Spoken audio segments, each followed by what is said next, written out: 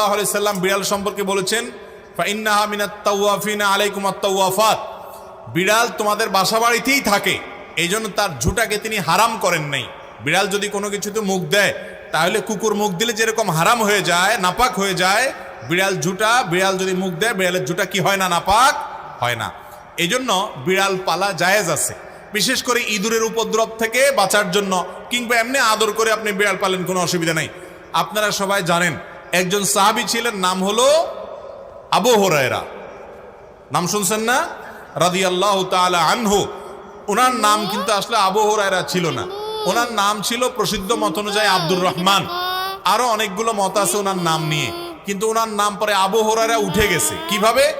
ওনার একটা বিড়াল ছিল। এই দেখ সিম্বা,